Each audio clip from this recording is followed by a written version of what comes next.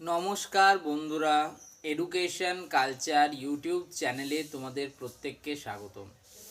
তো দেখো, কাল হচ্ছে তোমাদের জিলেট এক্সামিনেশন, অর্থাৎ 2025 সালে জিলেট পরীক্ষা হচ্ছে কাল, অর্থাৎ শনিবার 18-10-2025।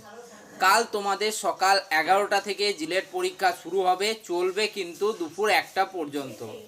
এখন জিলেট পরীক্ষা দেওয়ার আগেই অনেক স্টুডেন্ট আমাকে বারবার এই প্রশ্নটা করছে যে দাদা, জিলেট এক্সামের থ্রুতে এই যে আমরা ইঞ্জিনিয়ারিংয়ে অ্যাডমিশান নেব বা আর্কিটেকচারে অ্যাডমিশান নেব, তো সেক্ষেত্রে যাদবপুর ইউনিভার্সিটি বা জেইউতে অ্যাডমিশান নেওয়ার ক্ষেত্রে কি কি ক্রাইটেরিয়া রয়েছে।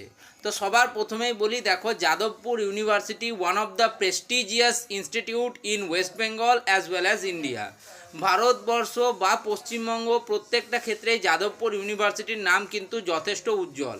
এবার যাদবপুর ইউনিভার্সিটিতে তোমরা জানো যে WBJEE অর্থাৎ ওয়েস্ট বেঙ্গল জয়েন্ট এন্ট্রান্স এক্সামিনেশনের থ্রুতে ডাইরেক্ট কিন্তু ইঞ্জিনিয়ারিং বা আর্কিটেকচারের ফার্স্ট ইয়ারে অ্যাডমিশন হয়।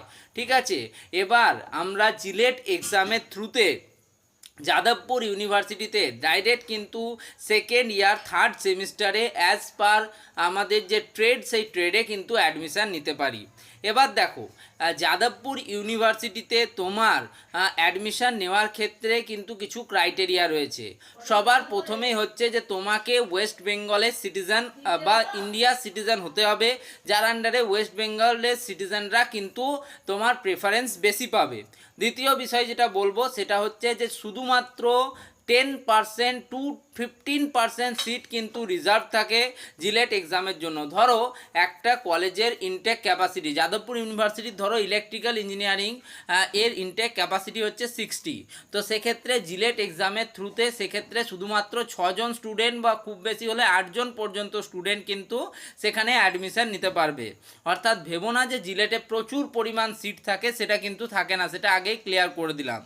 তৃতীয় বিষয় হচ্ছে যে তোমার ডিপ্লোমা ইঞ্জিনিয়ারিংয়ে তোমার 60% থাকতে হবে as per general category student, যদিও এটা কিন্তু প্রত্যেক বছর ডিপেন্ড করে কি থাকছে, এবং তোমরা যদি রিজার্ভ ক্যাটাগরি স্টুডেন্ট হও সেক্ষেত্রে সেটা 45% হলেও কিন্তু চলে যায়। এবার এটা পুরোটাই নির্ভর করছে যে যাদবপুর ইউনিভার্সিটি তাদের অ্যাডমিশন ক্রাইটেরিয়ার ক্ষেত্রে কীরকম নোটিফিকেশান জারি করছে। তোমরা প্রত্যেকেই জানো যাদবপুর ইউনিভার্সিটি সেটা হচ্ছে একটা অটোনোমাস বডি, ফলে তাদের কিন্তু কিছু নিজস্ব ক্রাইটেরিয়া থাকে। প্রত্যেক বছর তারা সেই ক্রাইটেরিয়াগুলো প্রকাশ করে থাকে, এবছরে তারা সেটা প্রকাশ করবে। আর তার থেকেও ইম্পর্টেন্ট, সব থেকে ইম্পর্টেন্ট যেটা বিষয় সেটা হচ্ছে যাদবপুর ইউনিভার্সিটিতে খুব কম সংখ্যক সিট থাকার জন্য খুব কম র্যাঙ্কে কিন্তু ক্লোজ হয়ে যায় বিভিন্ন ডিপার্টমেন্টের অ্যাডমিশান। সেক্ষেত্রে জিলেটে তোমার খুব ভালো র্যাঙ্ক থাকতে হবে। এখন দেখো, যেহেতু এখনও পরীক্ষাটাই হলো না, সেক্ষেত্রে এবং কোশ্চেনের টাফনেস বা কত পরিমাণ স্টুডেন্ট সেখানে পরীক্ষায় বসছে, দেখো ইনরোল থাকে, ফর্ম ফিল আপ থাকে অনেক, কিন্তু এক্সামে কজন বসছে তার উপর নির্ভর করে অনেক কিছু ব্যাপার নির্ভর করে। তো সেক্ষেত্রে তোমরা কিন্তু সেক্ষেত্রে আরও বিষয় বুঝতে পারবে। এখন কোশ্চেন আসুক, জিলেট পরীক্ষা হোক, অ্যানালিসিস হোক, মডেল কোশ্চেন আনসার পাবলিশ হোক, তারপরে র্যাঙ্ক পাবলিশ হয়, এই একটা বিরাট বড় প্রক্রিয়া।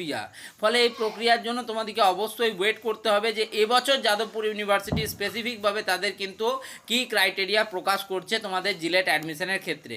তো এই ভিডিওটা এখানেই শেষ করছি, ধন্যবাদ।